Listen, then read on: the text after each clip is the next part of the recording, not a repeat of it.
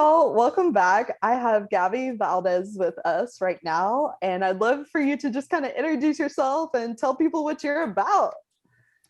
Yeah, thanks for having me, Mackenzie. I'm Gabby Valdes. I'm a dating coach for singles looking for love, and I help them find their special someone to enjoy life with.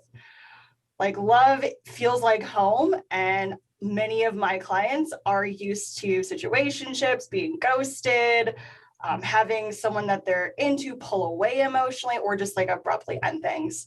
And they want to change that for good because they're ready to find a committed and loving relationship. So I teach them the skills of intimacy and relationships so that they can find their special someone.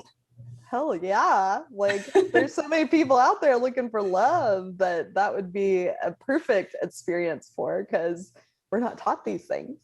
I know that you know that. I know that. I wish we were all taught this. And I'm so happy that you said yes and you're here to dive into this topic of feeling too much, right? Holy shit, has this shown up for me in dating like over and over again. So I'd love for us to just kind of start with like, why might someone feel too much in dating? Such a good question. I can 100% relate as well as my clients. Like, this is like, we talk about this in depth. So if you are one of these people, know that you are in good company and we can relate to this experience. Yes.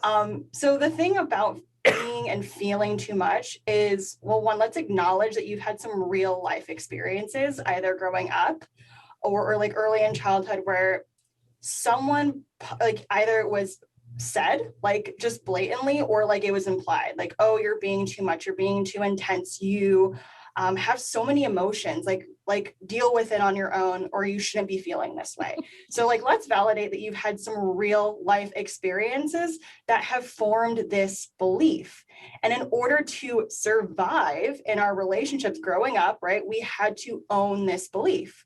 If we Right. own this belief, then we will get belonging, then we will be loved, then we will be desired, then we will have connection. And Because the safety. opposite, yes, the opposite is if we don't believe that, then we will not get connection. And we as humans, especially as children, cannot fathom not belonging, right? Even as adults, we can't even, we can't fathom that we will do anything humanly possible to belong.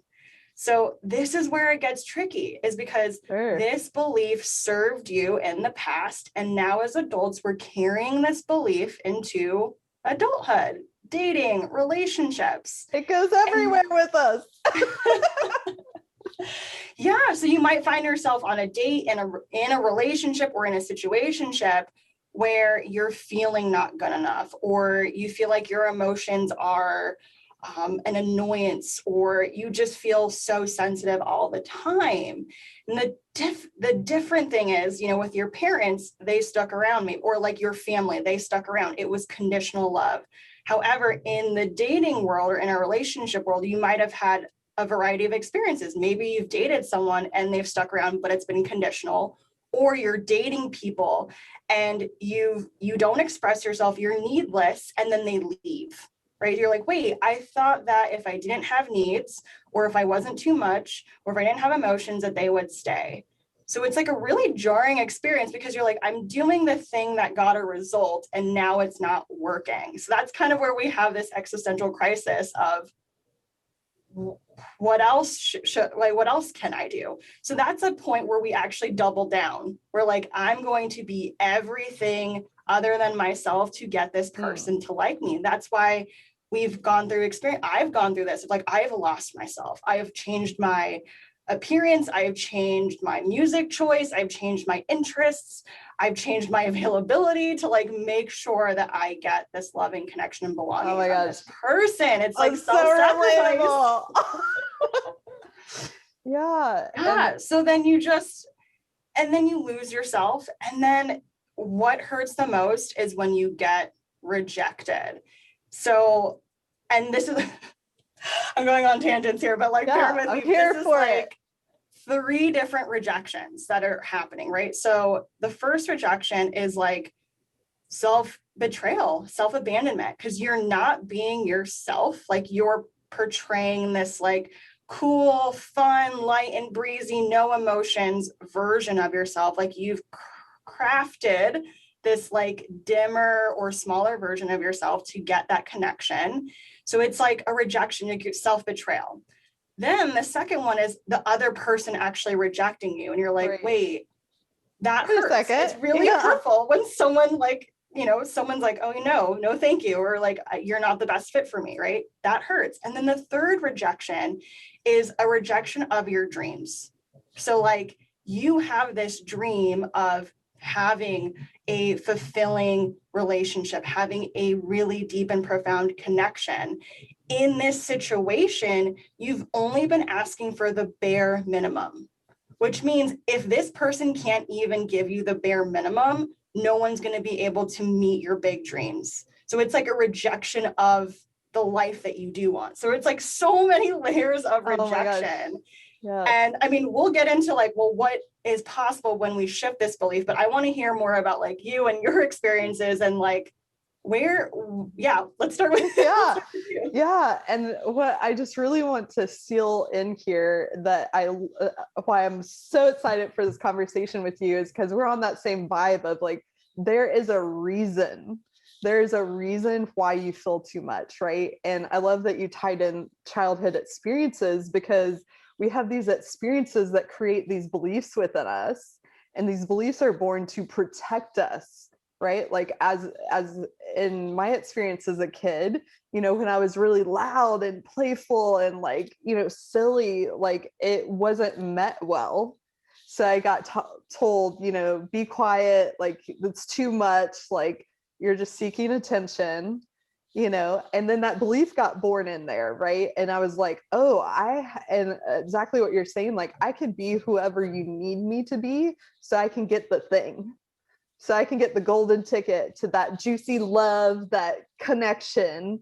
But then it's also that other layer of like it not actually being true, because you're getting validated for a part of you that isn't necessarily your true essence, right?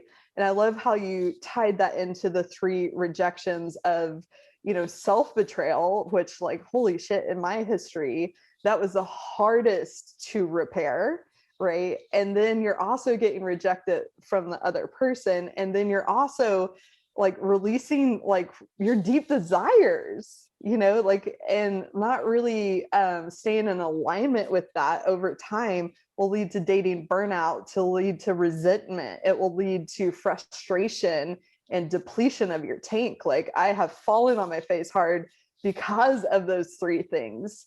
And then also the layer of what I'm really hearing from my community is I want to be loved for who I am. I just want to be loved for 100% who I am. And like this may sting a little. However, like if you're not showing up in the fullness of who you are, you'll never get met there.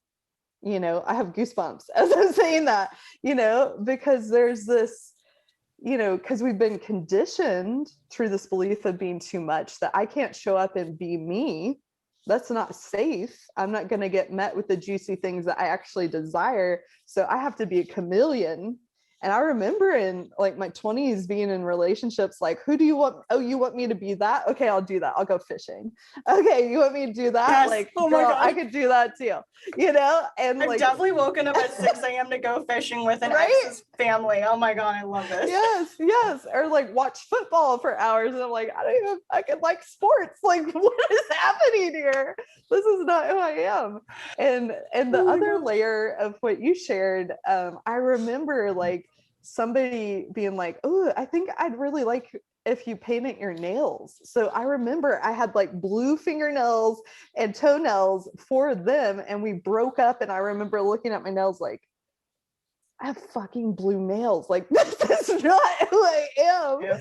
But we shift in all these different ways. And, you know, I'm saying all this for anybody out there listening, that this shows up in so many different realms, not just in like one particular area of dating. It can show up in the way you dress. It can show up in your career. It can show up in the way you're interacting, or I think you alluded to it, of like even showing up for the other person, right? Because also when you feel too much, like, I don't know about anybody out there listening, or maybe even you, but like, I made it all about the other person.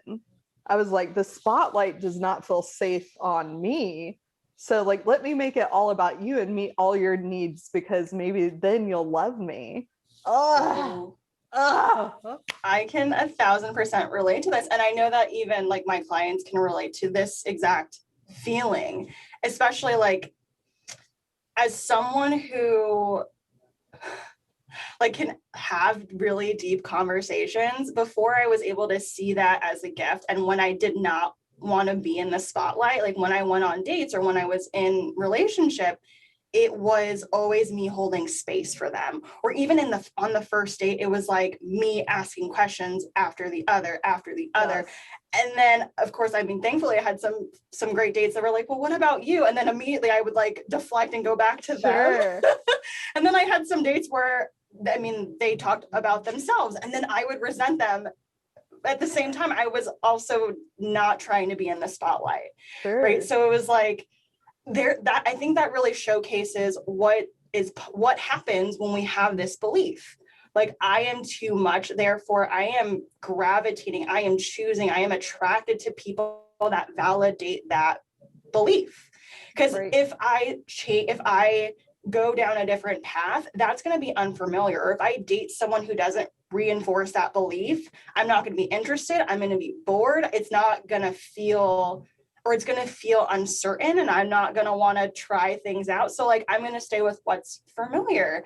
And even so, it's like, it's this interesting cocktail of like, this feels safe because it's familiar. However, it's hurtful because it's not who I am and it's not what I want. And so, yeah, we create this false self of like, oh, I'll go fishing. I like sports. Oh, I like all this, like, really like underground music. Like, I'm really into that too. I could be that. And we experience a lot of anxiety. And the reason why we do that is because we're creating this false self. And then we're like, wait, why am I so anxious? Or why do I have imposter syndrome? Or why am I waiting for the other shoe to drop? Or why am I waiting for them to leave me? That's because we are betraying ourselves, because this is not who we are. We're not like the light and breezy, go with the flow, having no intentions kind of person, or shape-shifting. No Instead, we are someone who is intentional, who does have depth of emotions, and that's a huge gift. And someone who is able to have fun, only when we feel emotionally safe with this person, right? Like when there's commitment, when there's reciprocity, when there's kindness. So like, these are all the things that we need in order to be our true selves. But oftentimes we try to be someone else. That causes an imposter syndrome and anxiety, because your false self has nothing on your true authentic self. Like, that's why there's like a lot of dating anxiety going on. It's because you're not being true to yourself. Yeah. And which I can relate to. I did years of that. Yes. I'm so here for this conversation. And I love how you're sharing that this is like the not self, right? And kind of to even back it up a little further, I feel like when we come out of the womb, right, like we are more in our pure form. And then we have these experiences that shape the way that we interact with the world. And what I really want to let people know is that, you know, it's a form of protection, that it was built in you with great purpose at that moment in time. And what is happening now is that it's still running the show, and we have to teach it that, oh, actually now it's safe for me to be myself. Now it's safe for me to be seen. And, you know, there's, you know, step by step how to get there, right? But just to let you all know that, like, this isn't like something to blame or shame about yourself, right? Like, it's more like trying to understand where it came from. And I don't know about you, but in my history of like learning this, it was so validating, like, oh shit, there's a reason I made it all about the other person, because a younger part of me felt really unsafe to be seen, because when I was a child and I was seen, I wasn't met with kindness, you know? And so then that belief got born in me to protect me. And so really, when we think about it, it's like we're trying to deprogram those protective parts and get back to that true essence of which we were born here with. I'm so moved by you. Oh my gosh. So I am, you too. I'm like, well oh my God, we're said. doing a TED Talk right now. Welcome to our TED Talk. Yes, welcome, guys. Yeah, I mean, I completely agree with you. Like, we've learned these things to protect ourselves. There is a sophisticated and caring and nurturing part of you that created this in order to protect you, to belong, get connection, feel desired. Like, these are all basic human needs. Without them, we will not thrive. Like, with them, we thrive. We become the best versions of ourselves. And by the best version, I mean like the fullest, the whole, like a whole version of yourself. So like embracing your messiness, being human, crying, like having feelings, like being just really embracing your humanity. That's what I mean by becoming the best version of yourself. So like really understanding that there is part of you that's like, I have your back. And then there is also, as we've grown, a part of you that's like, this is no longer serving me anymore. How can I shift this? How can I become a whole version of myself? And that's why these situationships, these attractions, these hurtful dating or romantic situations we find ourselves in is so hard to shake. So yes, never shame yourself for falling for someone or falling in love with someone. It's a very beautiful thing. And it's really showcasing like, yeah, you have generosity of spirit, like you are really kind, warm, and caring. And also let's now be discerning with who we let in, right? Like there is a difference between someone or a situation where it isn't emotionally safe. And then there are situations where the situation feels more aligned, it feels more emotionally safe, you're able to be yourself. Yeah, absolutely. And I'm curious your thoughts on this of like, I know that in my history of like, you know, taking on that belief that I'm too much, it's almost like another belief was like affiliated with it. Like I have to be perfect. I have to show up perfect or I won't get love, right? And so like a big part of what I teach my clients, and you know, I'm always learning another layer of within myself, is like permission to fucking fumble, right? Like I don't know if you can relate to this, but I was recently dating somebody, you know, and it came to a head and we parted ways. And then my brain went into like, oh, I said that wrong. Oh my gosh, I should have tweaked this one word. And it was like that there was no room, you know, that part of me, because of my history, wants to make everything I did wrong, versus like, I really believe when we meet our true match, we can fuck it up. You know, we can have really good intentions and maybe we say a word that triggers them unintentionally because we can't possibly know someone else's history, right? And the repair process is like the jam. But like this too muchness, I think, is really tied in with like a level of like, I got to get everything right. I got to get the words right. And I got to put out so much energy and thought and intention behind what I'm saying, or they'll leave. So I'm curious your thoughts on that. Yes. So healthy, like sustaining, soul-filling love is really about giving and receiving. So like if like think about like a friend, like a really close trusted friend that you have, likely in this relationship it's a give and a take, not like tit for tat, but like there's this flow of like, oh, they're validating my experiences, or like they check in with me, they show up for me, they let me cry and they don't judge me, they're really compassionate about me not having the answer, and vice versa. Then we'll contrast with maybe a relationship where we're chasing, or it's like we're constantly efforting. That's you giving everything and it feels really depriving too because you're not getting anything in return. So if we're used to relationships where we're like constantly giving, and by relationships, I mean like romantic, friendship, Sure. It's all the family, same. like career, like your teammates, like your colleagues, like if you're constantly giving, like that is something to pay attention to and to assess. Because, and especially if we've been doing that for years and decades, it's going to feel uneasy when someone is giving back to you, right? Because if your comfort zone is constantly giving, and then you find yourself in a friendship or a dating situation where they're like, oh, I'll come drive to you, or like, oh, wow, like you are great, or yeah, let me come over, let me cook you dinner, you're going to be like, what's wrong with them? You're going to be like, so that's a skill within itself, being able to receive. Like you will be challenged to receive love, caring, availability in a sustainable and healthy relationship. And then, oh wait, go ahead. I really love that you brought up the art of receiving, because this is a whole other layer, y'all. Like when you have shown up in the way of making it all about the other person, and you may be starting to realize this about yourself, and you're like, okay, I'm going to start, kind of stair stepping my way into this new way of being, right? I remember the first time years ago when like I was dating someone and they caught a whiff of something in a text message and they called me and said, Mackenzie, what's going on? Like, talk to me. And I was like, what? Like, what do you mean? Like, what the fuck do you mean? Like, oh, you actually care about my emotions and you want to show up. And I remember it was kind of like jolting at first, like, whoa, like I'm not used to that.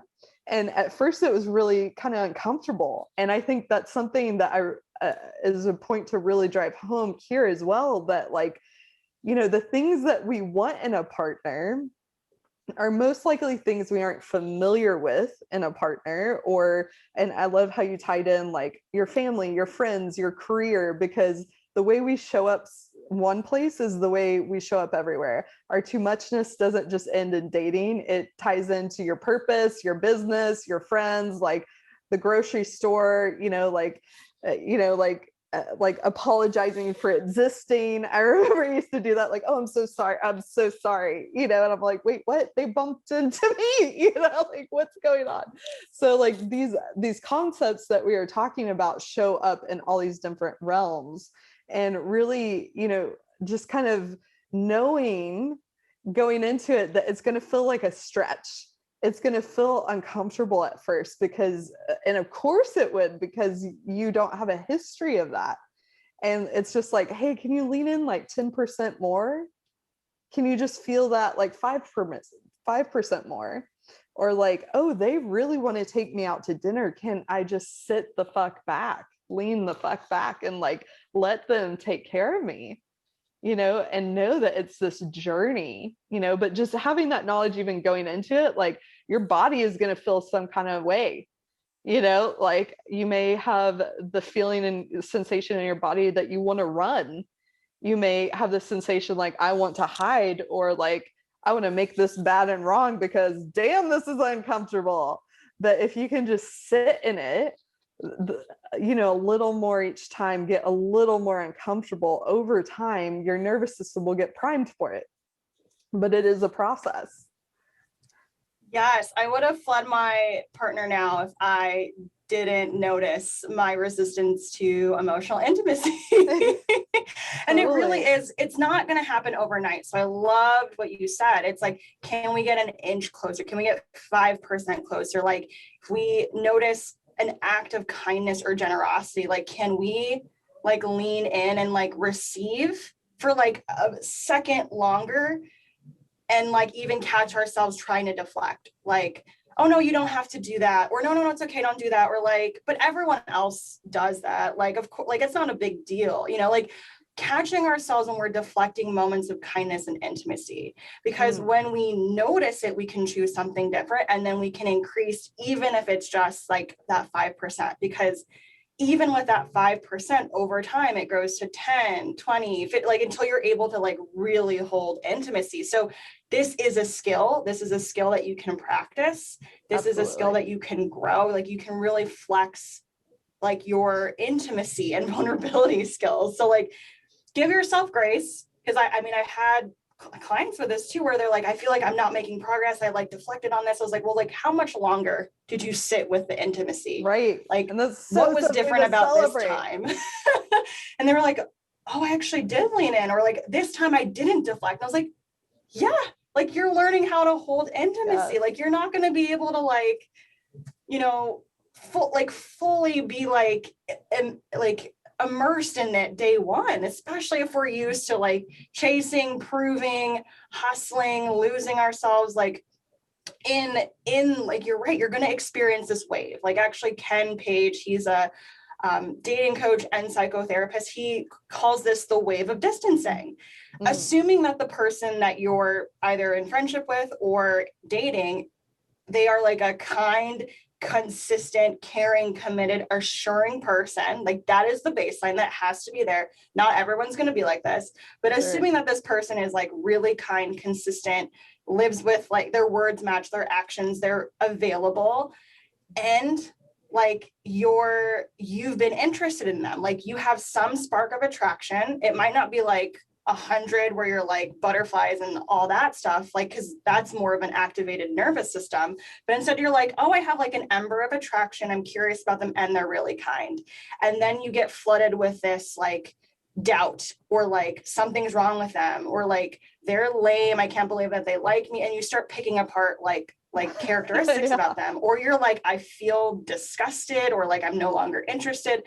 That is your nervous system acting up, telling you this is foreign, you're scared, run.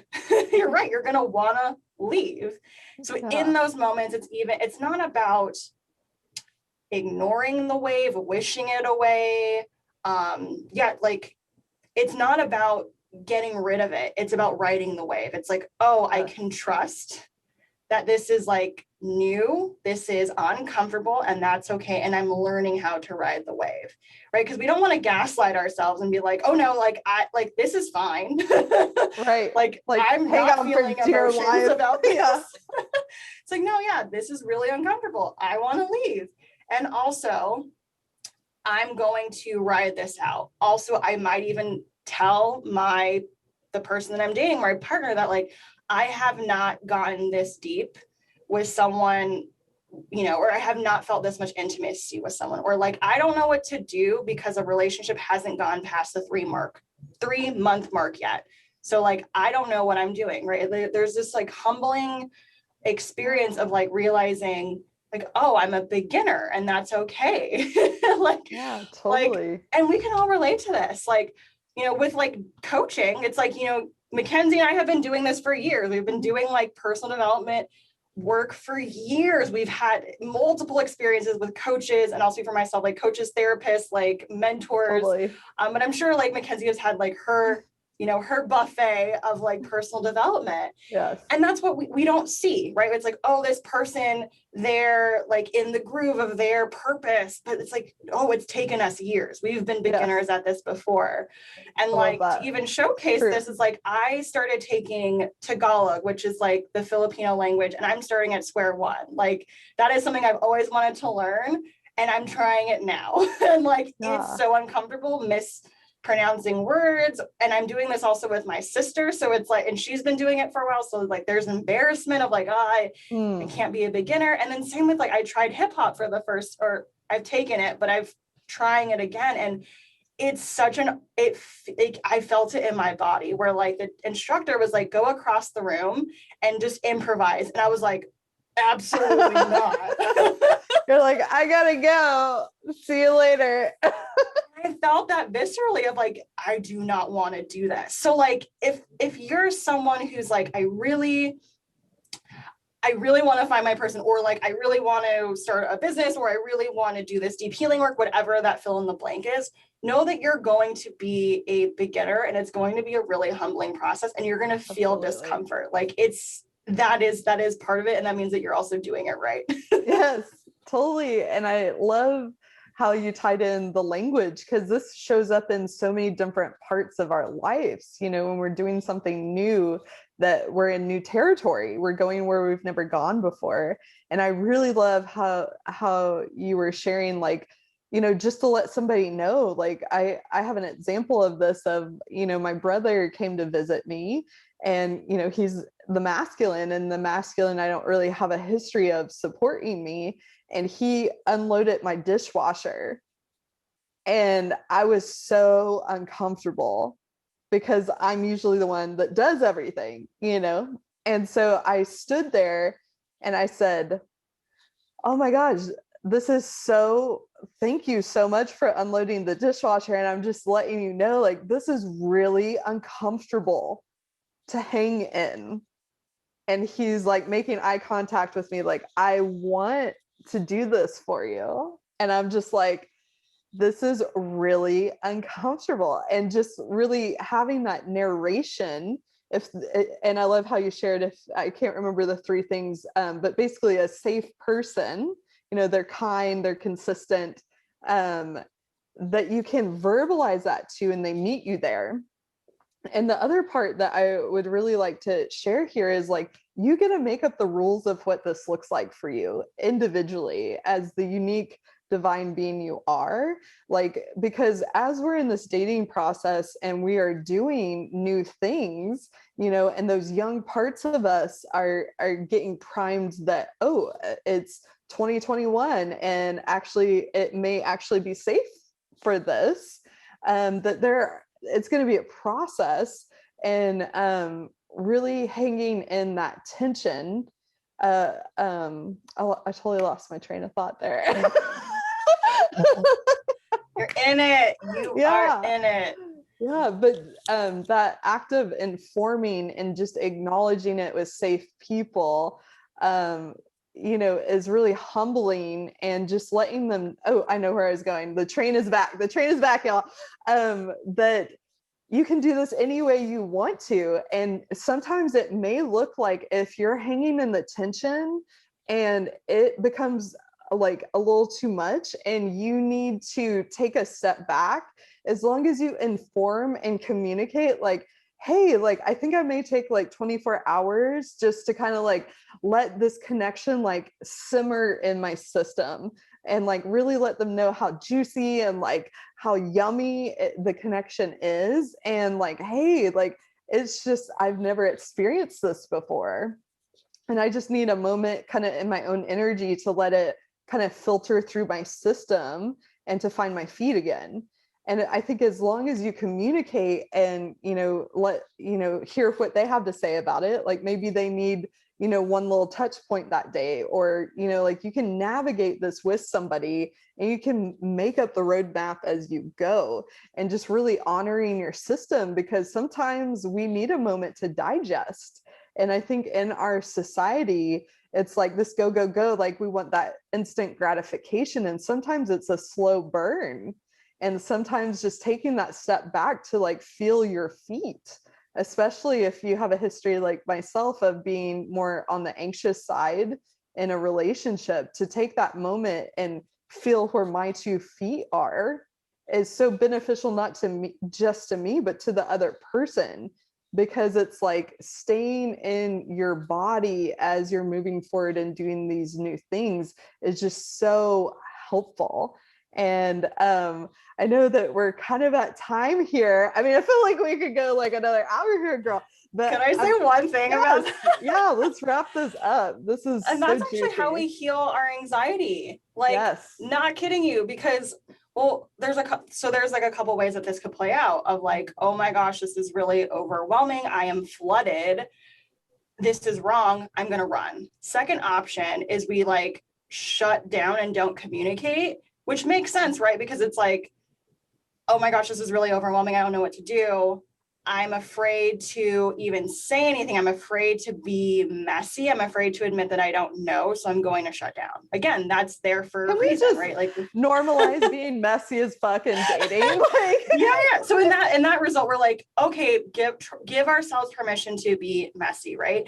Or like the third option is like, you know, or I'm going to keep doing the thing, even though it's out of integrity for me to keep this person going. And what I mean by that is like, so with my partner now, he told me that he loved me way before I was ready.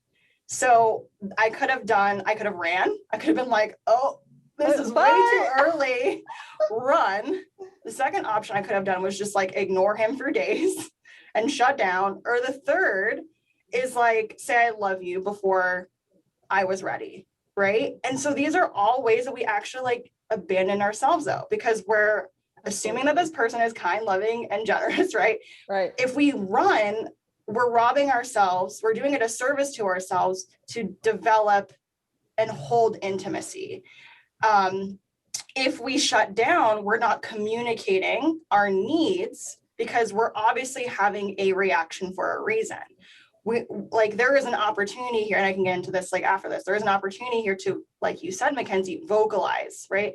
And then the third is if I say I love you or do something that I am not ready for, if I commit to something I am not ready for, I erode my trust and I erode trust within the partnership. So like that is not sustainable.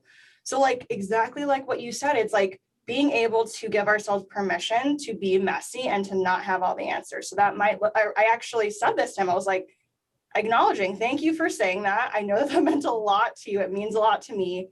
However, I am not ready to say that yet. And then, so that was like speaking my truth. And then the way that he received it was so telling. He was like, that's great. Thanks for letting me know. And like went about his day. And I have dated people where like, I felt like I couldn't have said, I need more time, or like, I need more time. I need to like process this. I need to be with myself. I need to acknowledge my feelings. And instead I would say like, oh, I love you too. And that felt very disingenuous to me, right? Like doing a disservice to both my partner and myself because I was doing something I wasn't ready to do yet. Sure. So that's what keeps that relationship sustainable, is like you being honest, you expressing yourself, and then them also receiving it really well. Yes. Like that's how we really heal our anxiety too, or our attachments, because it's like, oh, I'm feeling flooded and that matters. I'm going to speak up and express myself. Me expressing myself, then my partner is able to be like, that's important too. You take your time. Then both of our needs are being met. And so then that's what creates trust. And then once we let that, like the response of our partner receiving that well, once we let that like really integrate, that's when we form that new belief of it is safe to be myself. It is safe to have feelings. It's safe to be flooded. It's safe to be messy. So this is like so key in doing the healing work, being discerning and expressing your needs, and like, make like choosing people that receive your needs really well. Yes. And I love what you shared of that moment being so telling, because I think sometimes we forget, that by us being and expressing authentically, it's going to weed out the people that we actually like deep down do not want in our lives. And I say that with such compassion because I know that it can be challenging for sure. And there's some gold in it by you showing up and telling your truth, which I love that personal story. I could so relate, feeling pressured to say it or not feeling like I could actually say what was my internal landscape. Like there has been relationships where didn't feel safe for me to express the true essence, right? However, like the more you step into this and the more you practice this, the more you're going to weed people out faster. And then you're going to really create an opportunity for that deep relationship, that deep connection that like you so deeply desire. And oh my gosh, this topic is so juicy. Oh my gosh, y'all. It's so good. I forget who created this quote, but I love it so much. It's rejection is redirection. Right. And so and at least when we're being ourselves, we're learning how to express and be ourselves. Like we're learning how to do that. And we stand firm in what we believe in, what's important to us, what we want, and someone leaves. we can eliminate like those 3 rejections, or maybe like the 2, right? We're like, oh, ouch, it still hurts that this person rejected me. And also I'm not going to reject myself, and I'm not going to reject my dreams. Yeah. And right. damn, So like that it's is less so weight. powerful. It's so powerful to walk away. Like, you know, recently I was talking to somebody and things kind of went weird on the other side of the street. And, you know, in the past I would have handled it so much differently, but I acknowledged and verbalized like, hey, I kind of need a conversation around what happened. Like there's something that just doesn't feel right. And they couldn't meet me, you know? And so what happened is they started pushing me. And I mean, I felt it. It was fierce. I was like, oh, this feels so yucky, you know? And then I released them because that piece of self-integrity of like, I know what I'm looking for. And also tying in this part of reframing rejection, that they aren't rejecting you. You know, it may just be that you all simply are not a good match at this moment in time on this plane of existence, you know? And like, just being, the more that you can release people that aren't showing up in the way that, you know, you deep down know that you want to experience in a partnership, it gets easier. It gets easier, and it gets easier to take it not as personally. Like that experience that I just had years ago would have knocked me out of the loop. And there was definitely like like there was so much potential, and that's what I was grieving, but potential with that person I was grieving. But then it also opened me up to so much possibility because it was closer than what I had experienced before in some ways. And so that's the parts that I'm taking from that. Like, oh, they showed me this. And like, oh, wow, I can look back and like, I stayed in my own 2 feet that whole time. And I verbalized what I needed, and they couldn't meet me for X, Y, who knows what reason. I will never know. And that's the hard part of dating, is we'll never fully know the other side of the street. But to know that I stayed within my experience and did not abandon myself, like there's such fucking power in that. Oh my gosh, I am so glad we had this conversation. And I will put in the description below your Instagram and your website. And do you have any final thoughts for these lovely humans? Like, I know that we could talk forever. I mean, we certainly can. I mean, your dream relationship, and I want to say like that you get to decide that that's on your own terms, right? Yeah. Like I do believe that we can create like a once in a lifetime love. I wouldn't necessarily say soulmates, or like we can have many soulmates. I don't believe in the one. However, we can create soul-filling relationships in a once in a lifetime relationship. Yeah. And if that's what you want, then like, yes, like go for it. like get really curious about like what mindsets are present, and then take tangible action towards the things that you want. And what I mean by that is like, be yourself, even if that means rejection. Like stand firm in your values, because what you want is possible. I've like seen this with my clients. It's so possible. Yes. And in my own life. So yeah. And standing firm in who you are, even if your knees shake, you know, like if you haven't ever showed up in that way or shown someone that part of you, like know that it may be a little uncomfortable, and just hang in there, and there's so much gold coming. And thank you so much for being here, and thanks for anybody out there listening. Drop a comment or a like, and we will catch you later.